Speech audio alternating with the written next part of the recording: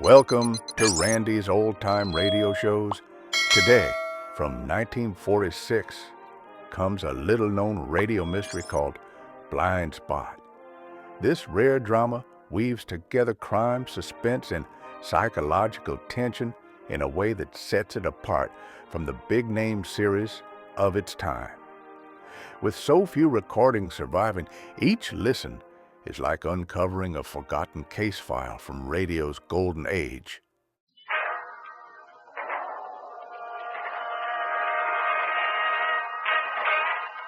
The bigger they are, the harder they fall. The highly successful businessman, the supremely confident woman, the boastful bluffer, the sly schemer, each is vulnerable. Each has some weakness, some chink in his armor, some little flaw that we call the blind spot.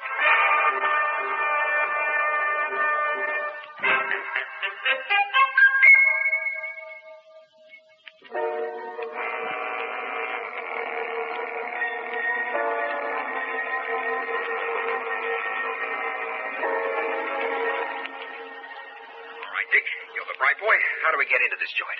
Smash the plate glass window. Ha ha, very funny. Come on, bright boy, do something. Okay. Give us a hammer and chisel. Hammer and chisel coming up. It's all yours, boy. Right. Here we go, Ducky. Now, it's a noisy way of doing it for a bloke on the wrong side of the law, but us? We're strictly legit. Oh, sure. There we are, Duck. Entrance effective. We'll look the place over before we get the equipment out of the truck. Yeah. Dingy sort of place. Oh, it'll look better when the new tenants come in and clean it up. Oh, plus the advantages of electrical illumination. This passage leads to the front of the shop. Yeah. Hey, hold it a sec, will you? Hey, what's the trouble? Something lying on the floor. You got a match? Sure. Holy mackerel. A girl. Is she dead? I don't know. Certainly looks like it.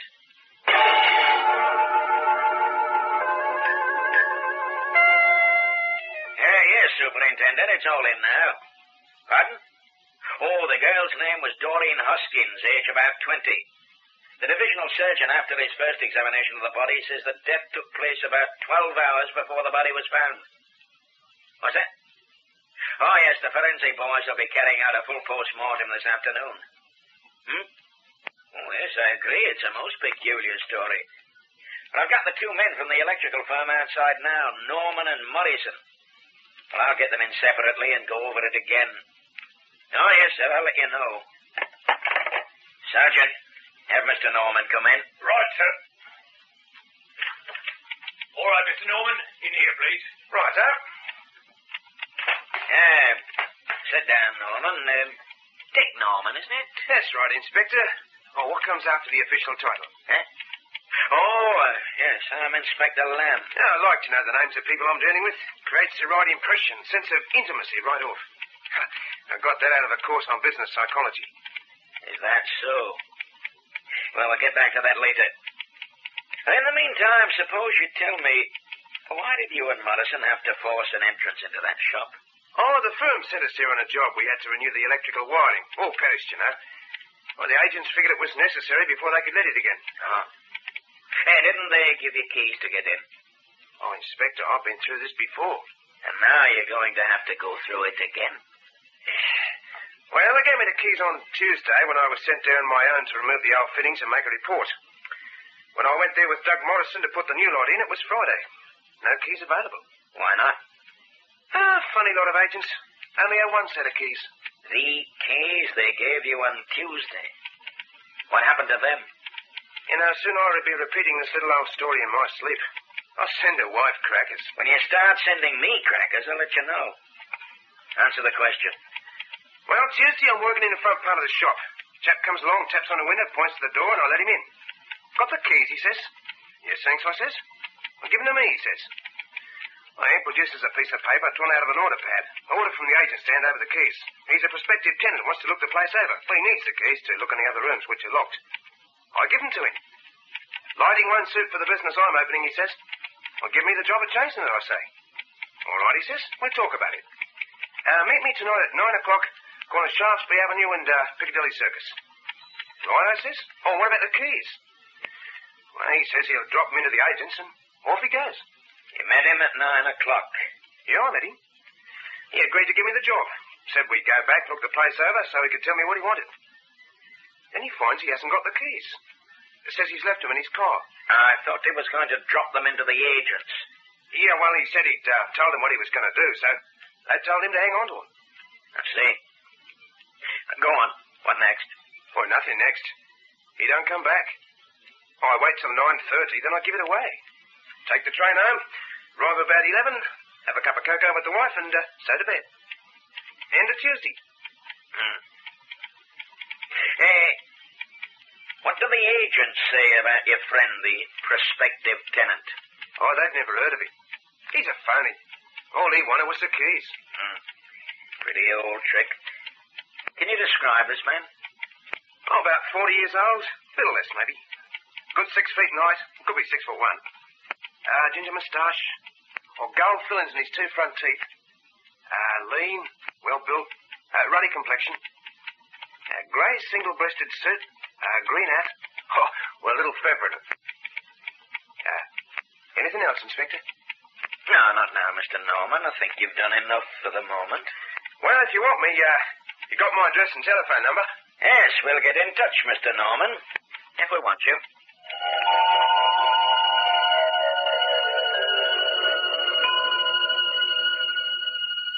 I think we might take in a picture tonight, Molly, old girl.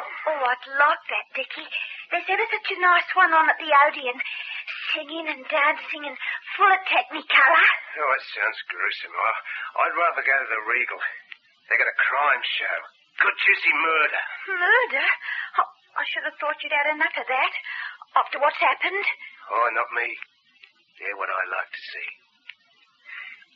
You know, maybe I can pick up a point or two and help the coppers out trying to find that chap that polished off that girl. You be careful, Dickie. Hello? Oh, hello, Inspector. What can I do for you? You have? Well, that's a bit of good news. Oh, no trouble at all. Be glad to oblige. It'll take me an hour or so to get up there. Yes, I'll leave right away. See you, Inspector. Who was that? The police again? Yes, I'll go Inspector Lamb in person. Oh, sorry, the pictures are off for tonight. Why? What's happened? They need me for a little job of identification. They, got the bloke that disappeared with the keys. Ooh. Well, you be careful what you say, Dickie. You never can tell what you're getting mixed up in. Oh, I'll watch it, Ducks.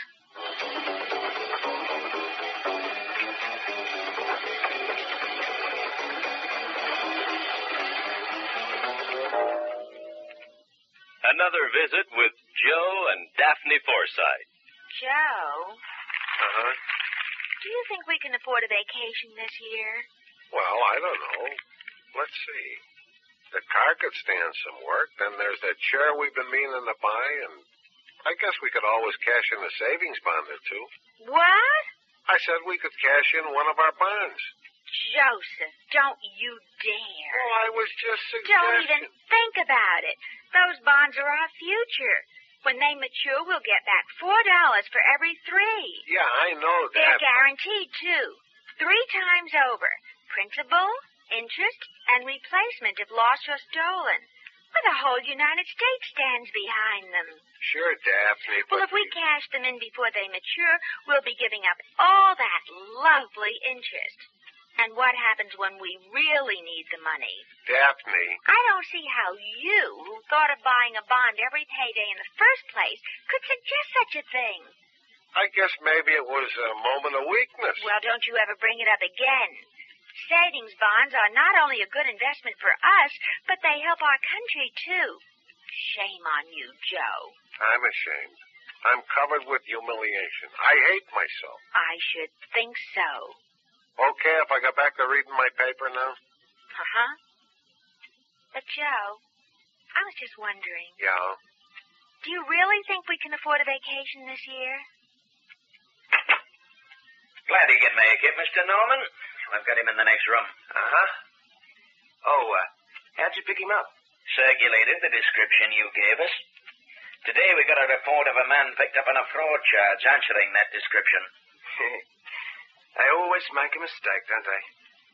Now we'll have something more serious than a fraud charge to answer. Eh, Inspector? Perhaps. First you have to identify him, though. Lead me to him. This way.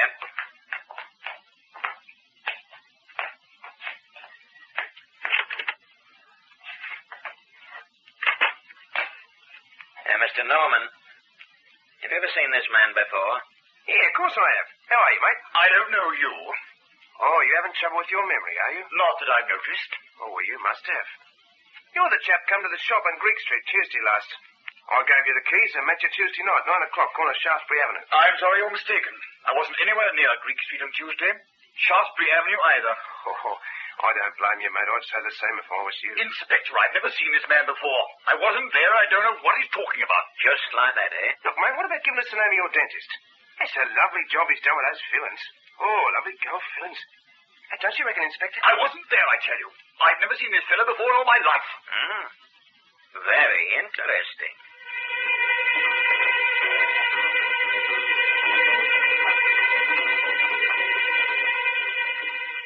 What's that, sir?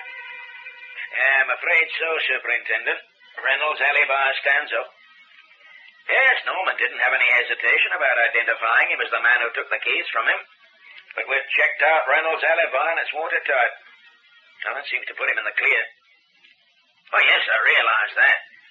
Even if Reynolds didn't have anything to do with the girl's murder, there still could be a man with 2 gold inlaid teeth who took the keys from Norman. I'm not dismissing his story. And meanwhile, there's my VIP visitor waiting to see me, sir. Oh, this could be very tricky.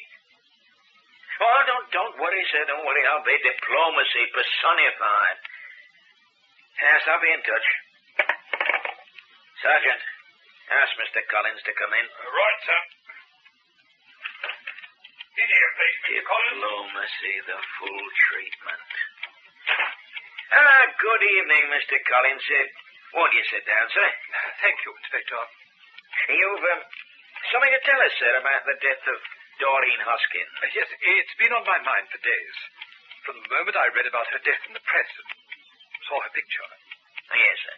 You see, I knew her. Oh. It must seem strange that a man like myself should know that kind of girl. But it happens, Inspector. Men like myself, public figures, people think of us no doubt as having all of society to choose from when it comes to friends, but there are disadvantages, Inspector, about living in the spotlight. Yes, I can imagine that, sir. In my own case, it's not generally known, but my marriage is an unhappy one. A loveless marriage.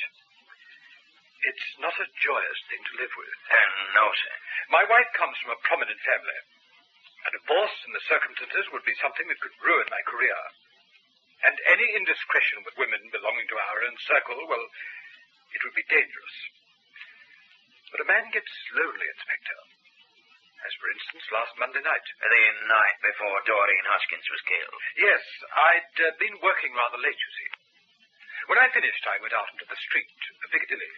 But I couldn't go home. I was too depressed, lonely. So I walked through Piccadilly Circus, feeling utterly alone in all that crowd of people. The lights, people laughing, only made it worse. It was in Coventry Street that I saw her. Doreen Hoskins? Yes, I bumped against her in the crowd. She smiled. I smiled back. You could call it naive if you like, but it was like a sudden oasis of warmth in a world that was cold. I asked her to have dinner with me. Go on, sir. We went to a little place in Soho. She was an ordinary girl, but she was a human being. And you'll think I'm talking like a fool when I say it about that sort of girl, but I felt she was looking for something too. That she needed warmth and friendship as much as I did. After dinner, we went back to the place where she lived. She made some coffee. It was a very pleasant interlude. Yes. the next night, I deliberately walked the same way. I saw her near Leicester Square Station. And what happened? Nothing. I was about to go up to her and speak to her, but I didn't. I suppose I felt it shouldn't go any further. Yes, I understand. What time was that? About 9 o'clock. I never saw her again. I've come to tell you this in case somehow you might have found I'd been at her flat the night before. I wouldn't want that to become public knowledge. Mr. Collins, later medical evidence has now revealed that the girl's death could have taken place much earlier than at first believed. Earlier? Yes. In fact, round about 10 o'clock on that Tuesday night.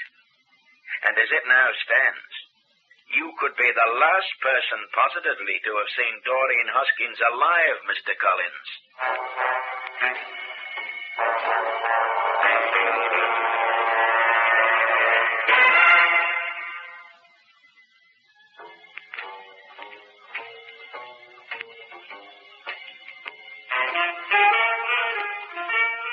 You're Jack Stokes, is that right? Yes, sir. Live at Woolwich? I work in the dockyard. That's where you met Doreen Hoskins, at Woolwich? Yes, she was staying there. I met her in a dance. When? 3 weeks. Yes, 3 weeks ago last Saturday. Didn't take you long to get engaged to her, did it? Oh, no, sir. That happened the second day I knew her. Really? You're a fast worker, aren't you? Well, it wasn't that, sir. It was Doreen. She what? Well, she was the kind of girl who... Well, she needed someone. Well, straight she did. Needed someone bad to look after her. Anyway, that's what I thought at the time. But you certainly didn't know her very well when you became engaged to her, did you, Stokes? No, that was the trouble. And how did you find out she wasn't the little innocent you took her for? I didn't say she wasn't. No, I'm saying it. Well, how did you find out? The way she started talking about men. Then when I come up to London with her, up west that is. That was Saturday, right? Saturday, yes. Well, she didn't want me around. She wanted to get rid of me. I knew why. Didn't have to be detective with that. And you quarreled? Not right out, but... And you broke off the engagement? Well, sort of. Sort of? What does that mean? Look, I was in love with her, but... Well, if she was that kind of girl, what was I supposed to do about it? Well, that's a good question. What did you do? Kill her? No, I didn't, so help me. When did you see her last? Saturday night. I left her Saturday night, went back to Woolwich. I've been up west again. Not till they brought me here to talk to you. If you're lying about that, Stokes, we'll find out. You know that, don't you? Well? All right. I did come up again. Twice more. When? Wednesday and Thursday, late afternoon. I went to where she lived. Well? But I didn't see her neither time. And that's the truth. I hung round because I wanted to see if she had other men. But I didn't see her. Honest, I didn't.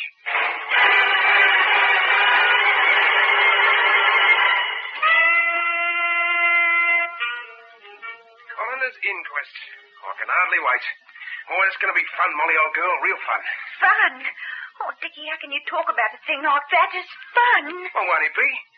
Standing up there in front of all that lot, telling my story, papers writing it up. Ah, smashing, I call it. Dickie, a girl has been killed. That's right. Foully murdered. And who did it, eh? You think they'll ever find out? They might think it's you. I reckon they're thinking it now. Dickie. Well, why not? Maybe I am the one. You think I'm the one, Mom? I don't like you to talk like this. Makes me nervous. You might think it's funny, but I don't. Calm down, Dux. I was only fooling. I'm not the only one they suspect. There's Gold Teeth, what took the keys. There's a little boyfriend. Maybe there's others, too. But here's the thing to think about. One of us did it. And he's got to be clever enough to get clean away with it. He got out with the police, the coroner's jury. The lot of them. Ah, yes, he'll be a clever man, the murderer. If he gets away with it, eh, Mom? A perfect murder. Hey, wouldn't it be something to know a man as clever as that? Eh, Mom?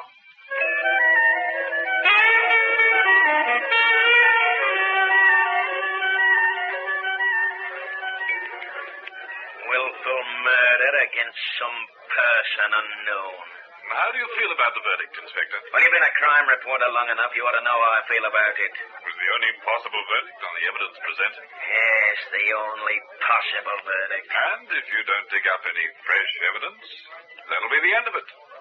Another one for the files marked unsolved crime. So that pleases you? What shall I tell my readers? That police inquiries are still continuing? Tell them what you like. Pity they couldn't have handed someone over to you. But that wouldn't have helped much, would it? Not without evidence to make the charge stick. Tell me, how do you feel about the coroner's summing up?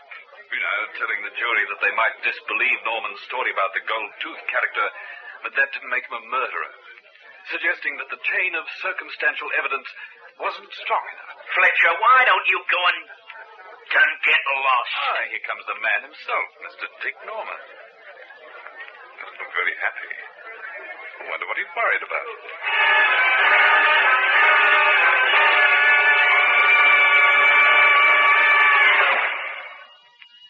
Well, there's our memory expert. Hello. How are you? Well, let's see. Do I know you? Do you know me? Well, sure. Why? Well, I'm not going to discuss my health with a perfect stranger. Your health, huh? Well, I suppose that reminds you of Medicare. No. Well, you mean you're not going to tell me how important Medicare is to my family? Or how vital it is for me to know just what it does? No. And you're not going to tell me to get that pamphlet called Dependent Medical Care Program? No. Well, that's a switch. Well, what are you going to say? How's your wife? Compared to what?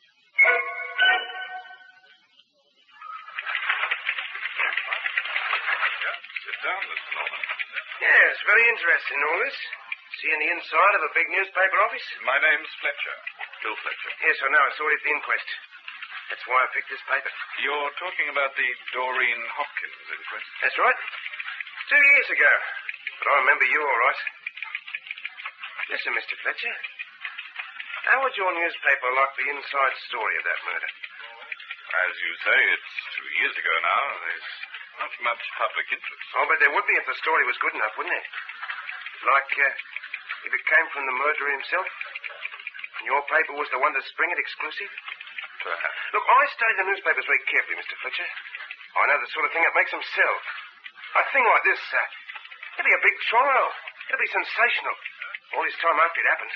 Now people will talk about nothing else. Right, Mr. Fletcher? Yes, you're right, Mr. Norman. Of course I'm right. Everyone will be talking about it. Whole of London, whole country. All right, Mr. Fletcher.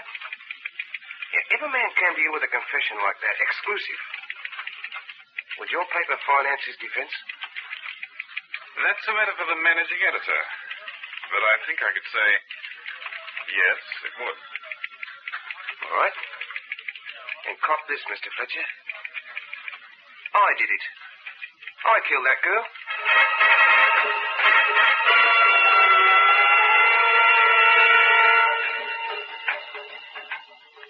Now, Mr. Norman, you've heard the prosecution read out a confession signed by you.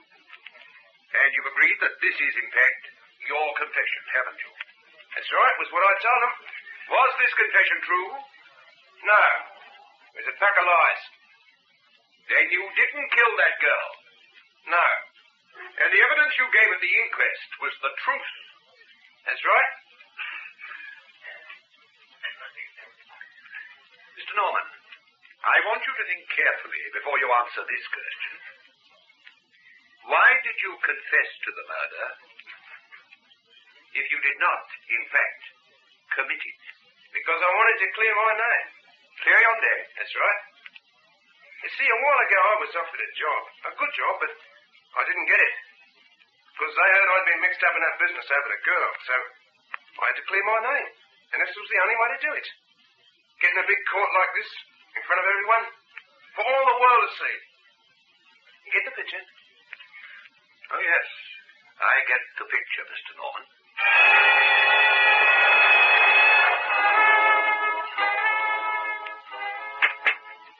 Well, congratulations, Mr. Norman. You can walk out of here a free man. Oh, Tar. You did a good job for me. Real good. There wasn't ever very much doubt what the verdict would be. You said your confession was all lies, and they couldn't prove otherwise. There was no new evidence against you, only your own false confession. So the judge had to order an acquittal. You think I didn't know that? Oh, yes. You did a good job, all right. But I reckon I did a better one. What do you mean by that? What say I was, Gilly? What say I really did knock her off, like I said in the confession? I don't have a thing to worry about, do I? Did you kill her? What's it to you, Mr. Lawyer? I've been tried and acquitted. Man can't be tried a second time for the same crime. I know that. I saw it in the movies. So I can talk about it all I like now. And no one can touch me for it. Right, Mr. Lawyer?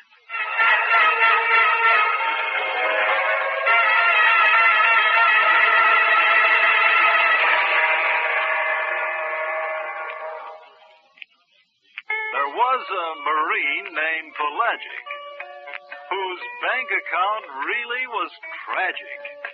Then, on advice from a friend, he bought bonds as an end to his problems, which vanished like magic. Get the message? Of course you do. You already know that United States savings bonds are the easy, safe, and profitable way to save. This is just a reminder.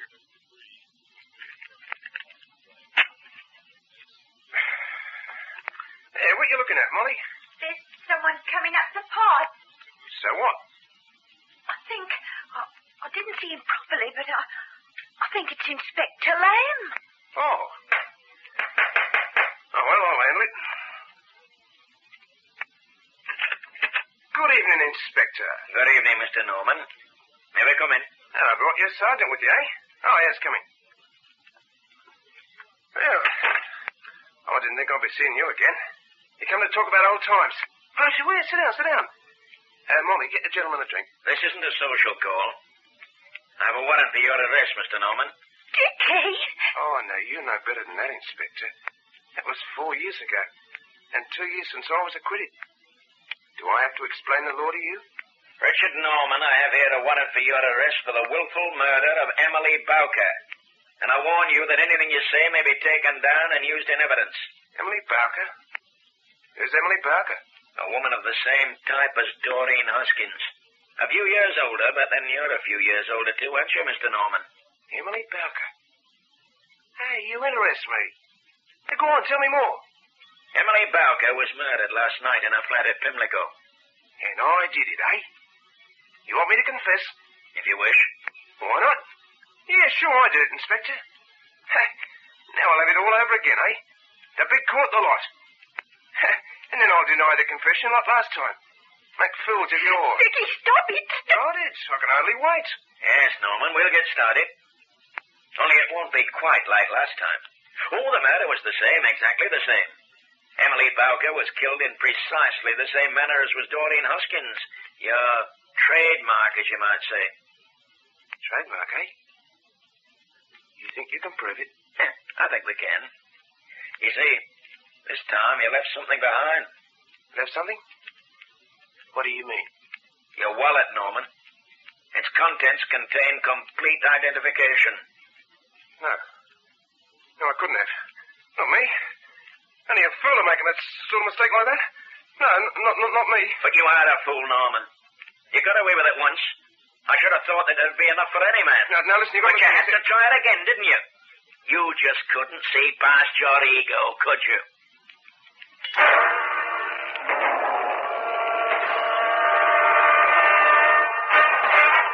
The best laid plans so often go astray.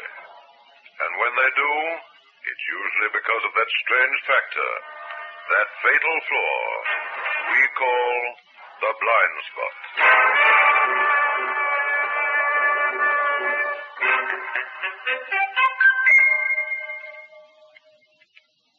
This is the United States Armed Forces Radio and Television Service.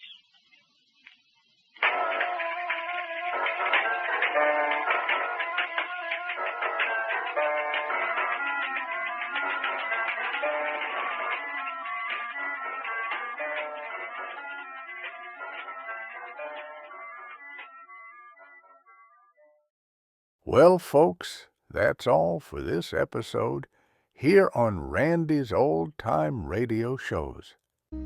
Now, bringing these golden oldies back to life takes no small amount of time and effort from our good friend Randy, cleaning up the audio, converting the files, and making sure each show has the best audio possible. If you've enjoyed the program and you'd like to help keep these classics on the airwaves night after night, why not consider a small donation? Every penny goes straight to supporting Randy's work and helping this channel stay on the air. You'll find the links down in the description below. And for those of you kind souls who've already given, Randy tips his fedora to you. Your support truly keeps this old radio spirit alive. Thanks ever so much. And until next time, keep those dials tuned and keep the memories rolling.